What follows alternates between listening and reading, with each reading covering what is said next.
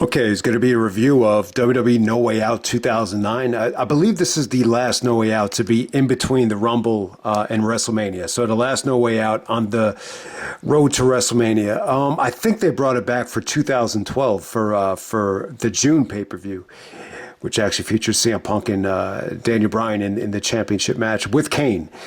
So that was the last No Way Out, not this one. But yeah, I actually like this show or love it. I would say it's the pay-per-view of the year. This is I actually did get to see this live, and I was very happy with it. At the time. So this is one of those pay-per-views where you had to live through it to really appreciate it, because this is an example of just being really unpredictable, like out of the box, and the pay-per-view just. It just made you like crazy, like you had no idea that they were going to do this. However, though, like once you get to WrestleMania and once you see like what the WrestleMania card was going to be, it's kind of like, oh man, like I was expecting so much more for once you did get to WrestleMania. So I think it's one of those things. It's kind of one of those things where being unpredictable.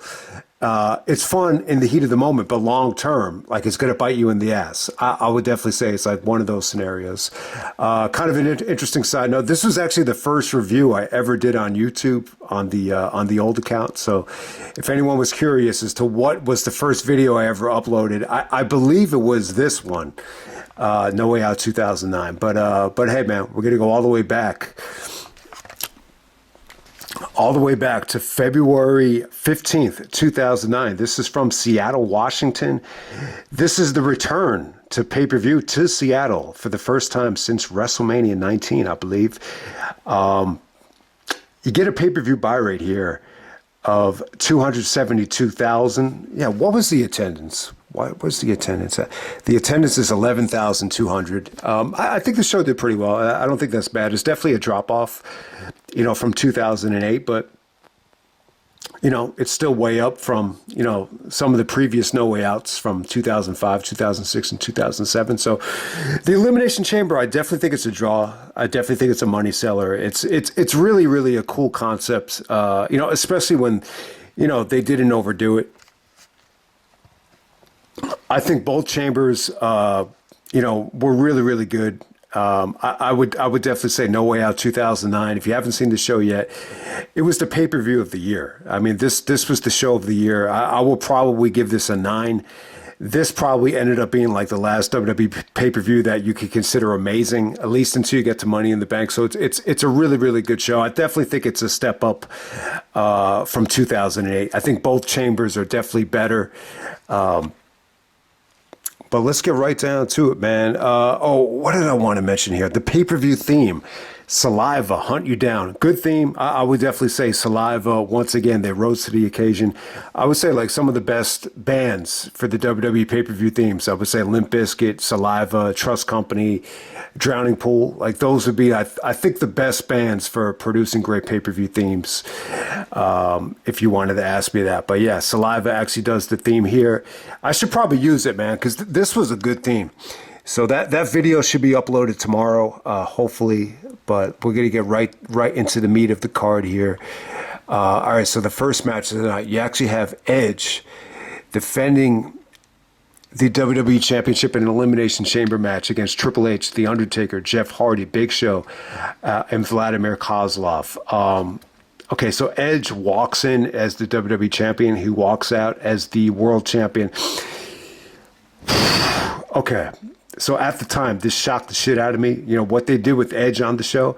And seriously, man, this is like really, like, has anybody ever gotten this kind of favoritism besides like Triple H and John Cena? I will probably say no. But before we get into it, man, I just want to make the point. I think Edge is really like an extension of Vince McMahon. You know how sometimes in basketball, some people have the phrase, "Oh, he's an extension of the coach." Jason Kidd's a great point guard. He's an extension of the coach out there.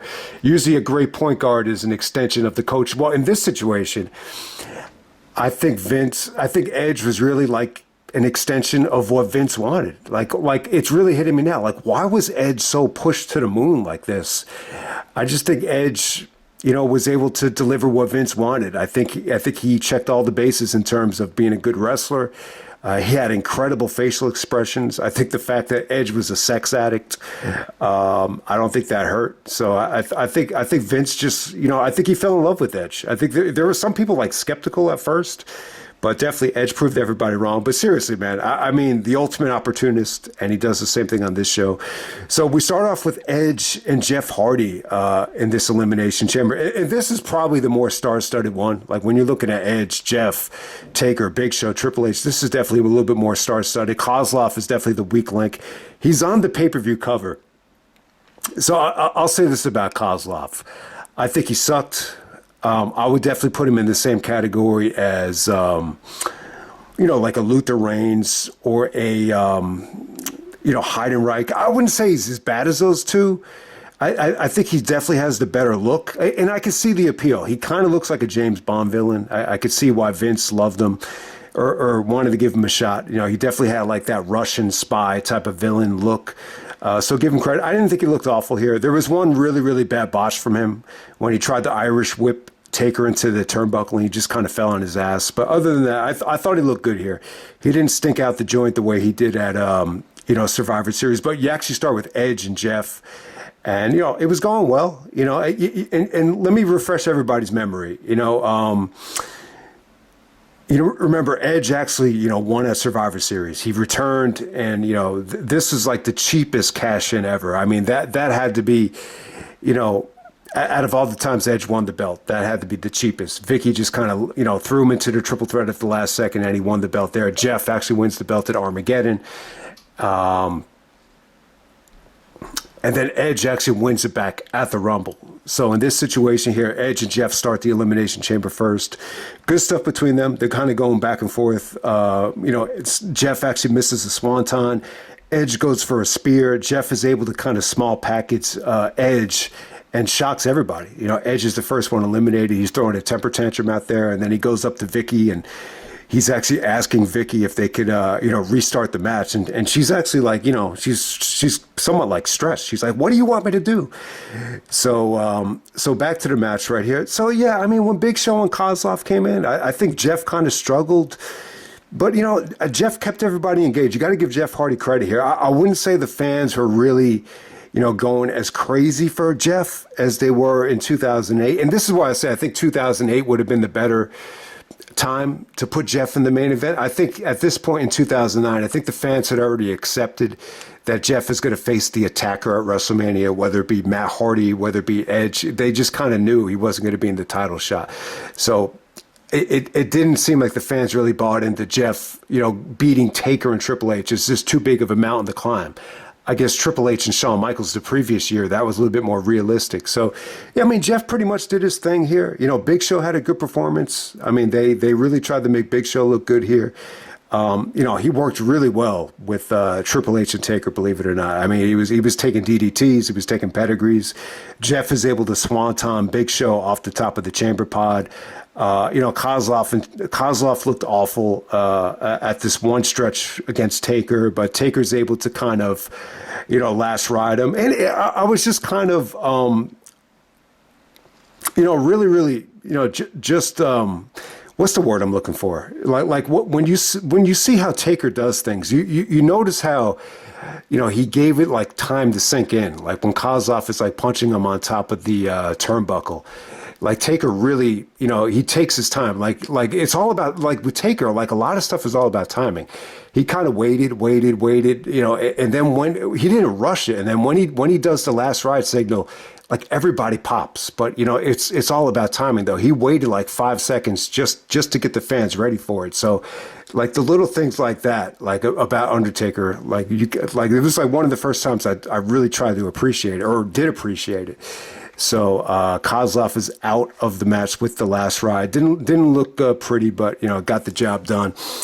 All right, there's a really, really, really cool spot where Jeff actually does the poetry of motion. He actually does it to Triple H on the steel grate, and then Taker actually brings him back into the match and counters it into a tombstone. So Taker eliminates Jeff. And then it comes down to Triple H and Undertaker. They kind of just do their thing. I would say this, when this match happened in the heat of the moment, I was really pleasantly surprised. I thought Triple H and Taker looked much better here, like than some of the last other times that they touched. When they touched in 2002, I think both guys just weren't moving as well. They were moving better like 7 years later. It's unbelievable. I think, this was definitely like the best stuff that they had done since WrestleMania 17 in the ring. It's, Taker just looked in much better shape at this time. It's as simple as that. And I think Triple H was moving better too in 2009, at least up to that point. I mean, it was good stuff. It was exciting action. There were some really good transitions into the pedigree. The last ride into the pedigree was really, really cool.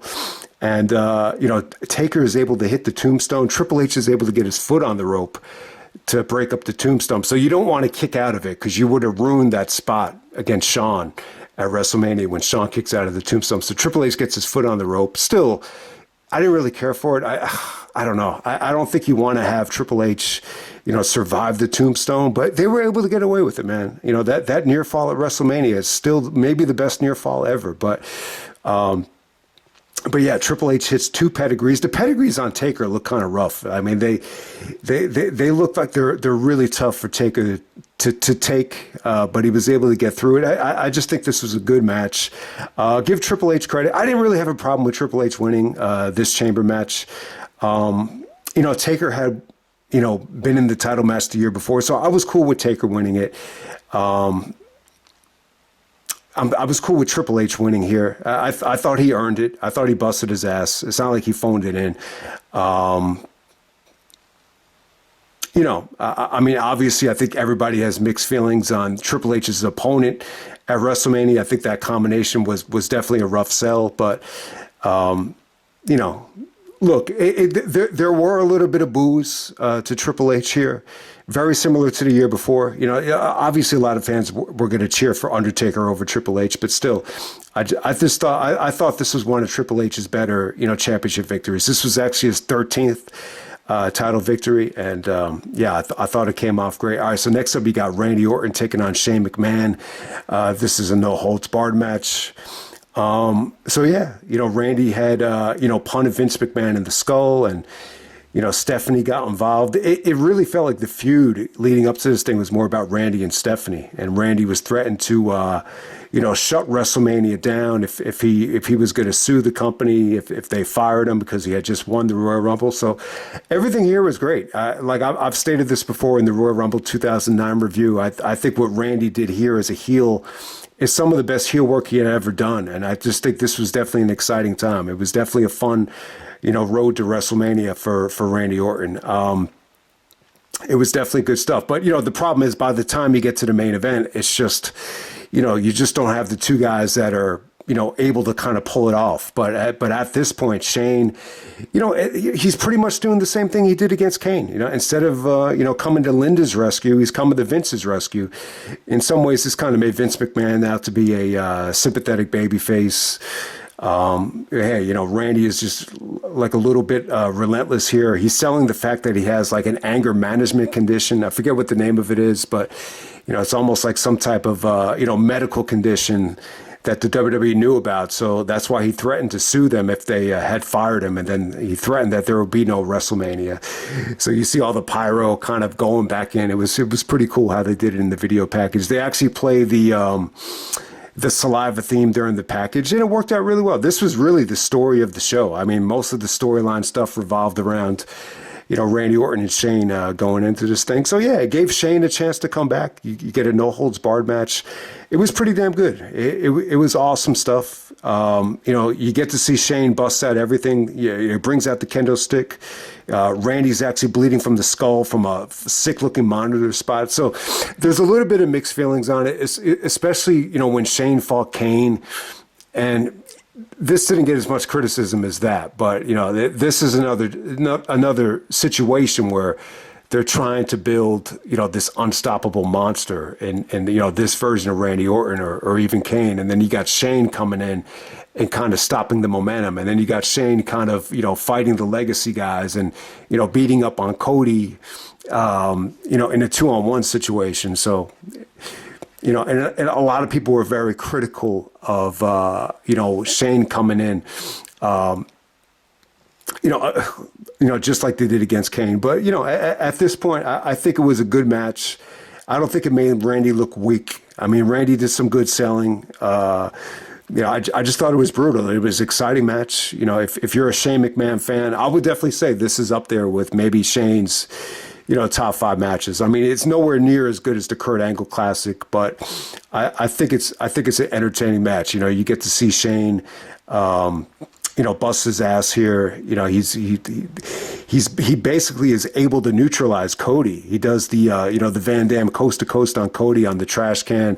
He does the elbow drop through the table on Randy. Randy gets out of the way, and I just thought it was good stuff. Randy even did some good selling here. Shane went to work on Randy's leg with the chair just to stop him from doing the punt. So Randy's not able to do the punt here, which was key. So I think it had some good psychology behind it. Randy's selling the ankle. Shane is tempted, to go for the big punt. He kind of hesitates, and then Randy hits him, with an RKO. To kind of intercept it. So it's an awesome finish. I would definitely say an exciting match. Shane was in his full arsenal here. He was able to, just do his thing in his little playground here. So it was good stuff. I mean, what really hurt this match for me is it still kind of felt like, somewhat of a slow, methodical Orton match at certain points, But other than that, just good stuff. I mean, really, I think it really did elevate Randy, as he's getting, ready towards the main event of WrestleMania. And the very next night was pretty awesome too. I mean, they had a rematch the next night, and Randy's able to punch Shane.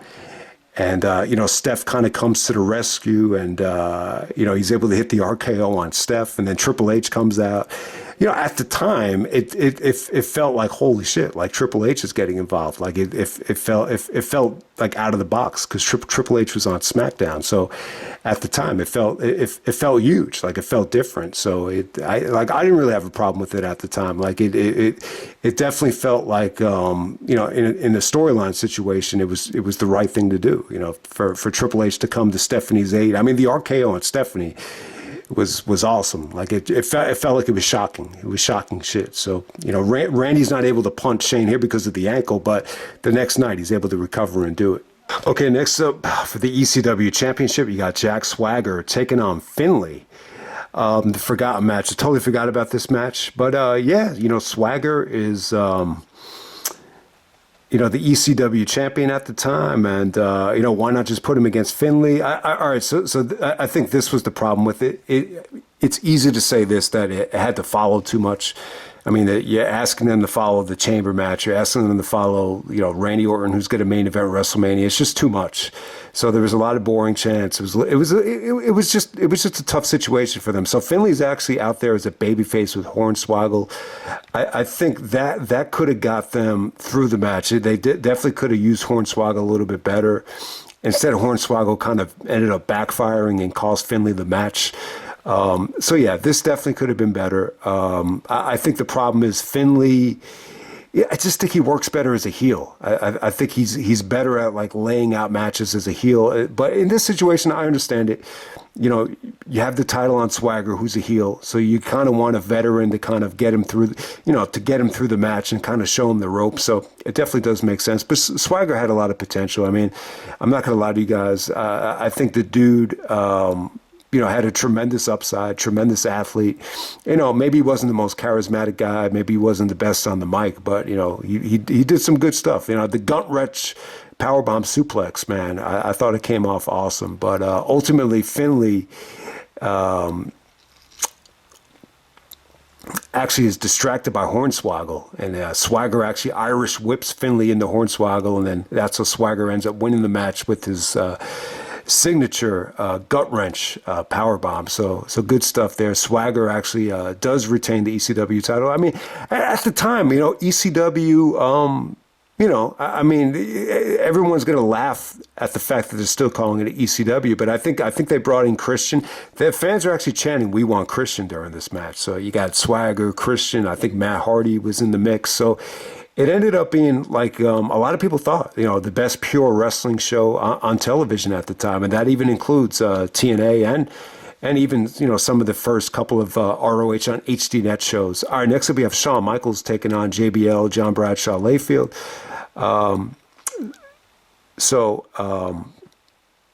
if Shawn Michaels wins, he will be released from his employment contract with JBL. If JBL wins, Shawn Michaels would have to be a permanent employee of JBL. But not just that. They were even saying in the video package that JBL would have the rights to the Heartbreak Kid and Shawn Michaels' legacy and all that stuff. So, JBL was a little bit upset that he didn't get the job done against John Cena at the Rumble and blamed it on Shawn Michaels. Even though he super kicked JBL, he laid JBL on John Cena, but JBL was not able to get the victory. Shawn Michaels was a little bit indecisive about what direction to go, but as we all know, Shawn wanted this is not something he wanted to do. This is something he had to do because of the economy, and he lost a lot of money. So Shawn's wife, Rebecca, is actually out there. JBL wanted Shawn's wife out there because, he wanted to humiliate Shawn and just show everybody what a old, decrepit man Shawn Michaels had become. So it's kind of funny. I never really thought about it before, but, Shawn Michaels' wife, she was heavily involved in the feud with Jericho, and Shawn is able to bring her out here as well. And, I wanted to say a couple things about Shawn's wife. The first thing was, I think the most important thing to say is thank God. Thank God Shawn had found her, and, thank God he didn't end up with Sonny. Who knows? Maybe Shawn will be in jail, or maybe he'd be dead right now if he ended up with, Sonny. But yeah, I think she was definitely a positive influence on Shawn. Apparently, she was like a born-again Christian. I'm not saying that if you're a born-again Christian, it's going to solve every problem, but I think for Shawn, it was very therapeutic, and it was definitely very beneficial to her. Apparently, she's just it's a weird situation because she was a Nitro girl, but at the same time, it was almost kind of came off like she was like a very good girl, even though she's like a Nitro dancer. And I always thought it was kind of funny that Shawn ended up with someone from WCW, even though he never wrestled in WCW. So I always thought that was very ironic. I believe he saw, Shawn had saw Rebecca dancing one night, and he had just told somebody that he was really attracted to her, and said something like she was the most, beautiful woman he had ever seen.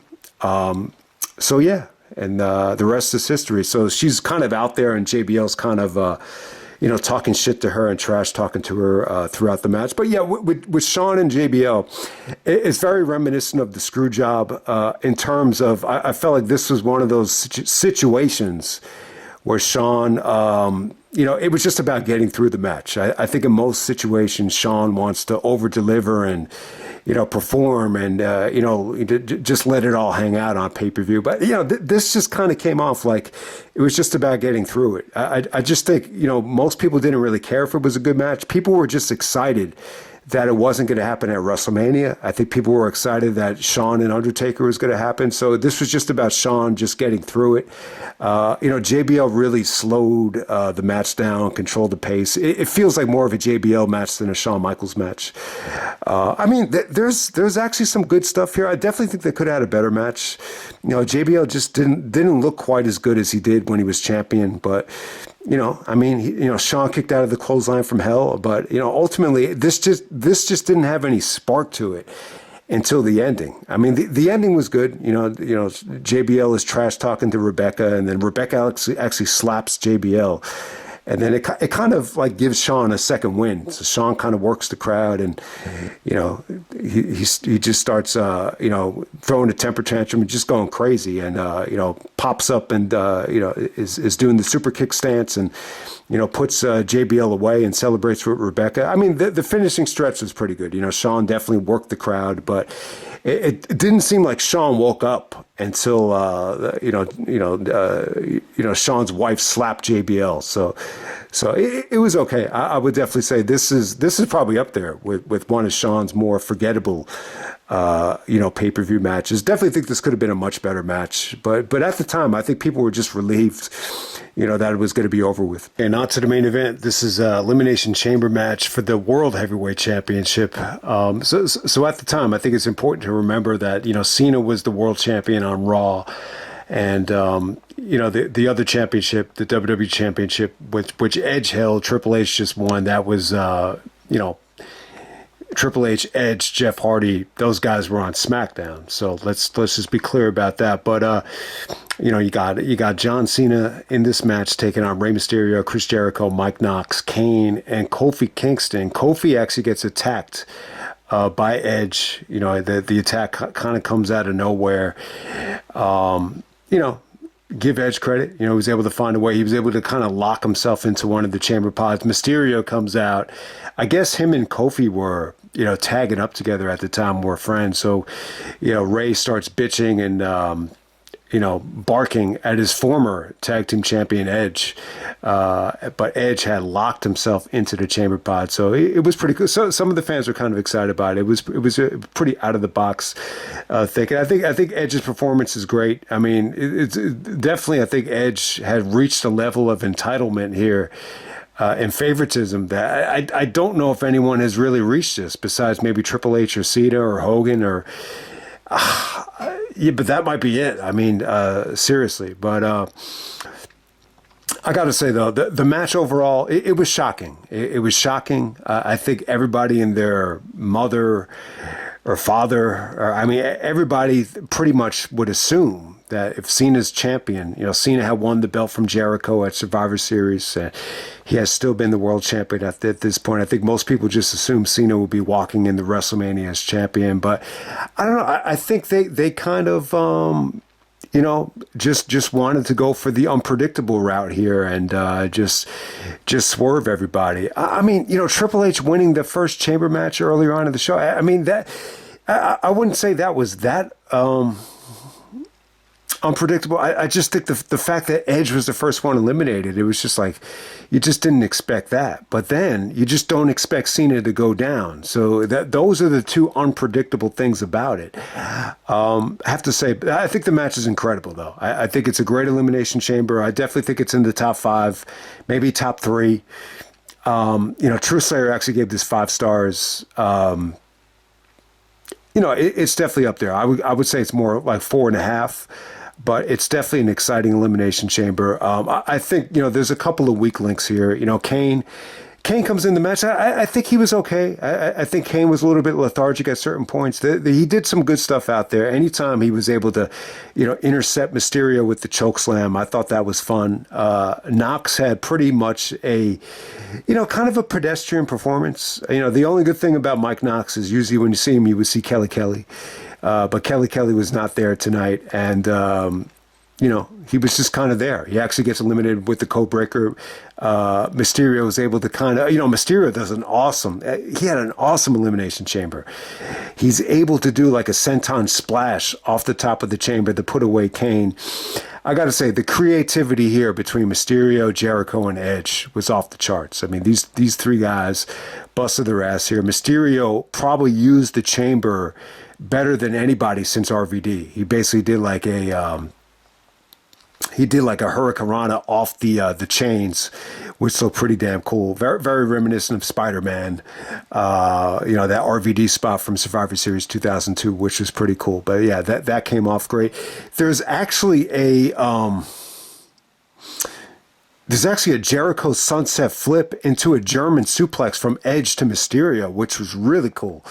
Really out of the box. Just, I don't know. I just think those 3 guys busted their ass. They all earned their money tonight. This was another chance to do Jericho, Cena. I think you have Jericho win the belt here. You could have easily kind of transitioned back to Cena. I think that seems to be the popular pick. Cena, Jericho at WrestleMania. I think that would have been cool. But it was not to be. Instead, they try to swerve everybody. And, we give Edge the belt again for what seemed like the millionth time. But the Cena elimination was definitely shocking. When Cena's actually just kind of waiting to come in. Cena's actually the last guy to be involved here. So, this is an example of Cena basically just not doing a lot. I mean, it's crazy. I mean, at the time, this was just unbelievable. Like, I just think it's not so much that Cena lost the match, it was just how he lost. Like, once he got in there, he's kind of just doing his thing. He's doing the 5-knuckle shuffle. He's about to hit Edge with an FU. And then all of a sudden, Jericho hits him with the code breaker. Mysterio hits him with the 619. Then Edge hits him with the spear. And then Cena's eliminated. Like he's in there for like a minute. I swear to God. So then it comes down to Edge, Mysterio, and Jericho. These guys just rock the house. More great stuff between them. There's actually I think Jericho actually counters the 619 into the walls of Jericho. Or no, it's like I think it's the West Coast pop into the walls of Jericho, and then Ray's able to hit him with a small package out of the walls of Jericho to put Jericho away. Awesome elimination. I mean, so let's be clear. Mysterio really was the MVP of this match. I mean, he if he's going to win the MVP one year, it might have been 2009. This might have been Ray's best year. Jericho, I would actually still give him the MVP of 2009. But, everybody remembers Shawn and Taker match of the year. But the best series of matches, I think, that happened in the WWE were Mysterio and Jericho. And this is just kind of a glimpse of what they can do here. And then it just comes down to Edge and Mysterio, the two former tag team partners of the SmackDown Super Six, just doing their thing. I mean, yeah, Mysterio hit some beautiful DDTs to transition some of Edge's moves here. So they rocked the house, man. They gave it everything that they had. I mean, great communication between them. The spot on the match, Edge basically intercepts Ray, does like an inverted power bomb to Ray into the chamber pod. And that's what kind of gave Edge the momentum to do the spear. Edge steals the victory. The facial expressions when Cena gets eliminated from Jericho and from Edge were awesome. Edge's facial expressions, man, just great range throughout this whole thing. And it's just passion, man. This is what you get when you're passionate about wrestling and when you're passionate about the business. You see they actually use this as the cover for Elimination Chamber in 2011, which there'll definitely be a review of that before the big show on Saturday. But yeah, you get to see Edge just kind of biting the chamber. That's the cover, and that actually happens here.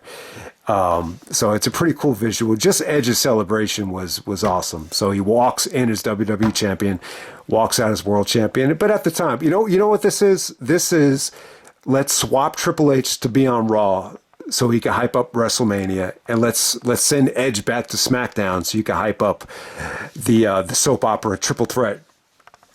But when you see these two championship matches that had to follow, Shawn and Undertaker, by the time you get to WrestleMania, it's just like, ugh, this could have been so much of a better card. But if you had watched No Way Out 2009 live, you're just in shock at what happened here. You just didn't expect Cena to lose the way he lost. And, you just didn't expect to see Edge booked this way. But yeah, Edge, I definitely think he was an extension of Vince McMahon. I think a lot of the stuff that Vince wanted to do, or, his puppet to do in terms of facial reactions, like Edge was able to do it. I think that's one of the reasons why Edge went to AEW. I think he was probably closer to Vince than maybe anybody, and it's just proof in the pudding that he went back to him so many times. But I'll just end it right there, man. I think say what you want about No Way Out 2009. I still think the two chamber matches is a bit much, but Jesus Christ, I would say these two chamber matches, for as good as 2008 was, it was a loaded show. These two chamber matches are even better, and this is the pay-per-view of the year for 2009. Best pay-per-view of 2009. I would even say better than any pay-per-view of 2010. And yeah, I'm honestly going to say it's one of the best pay-per-views of the 2000s. So hope you guys enjoyed the video, and I'm out.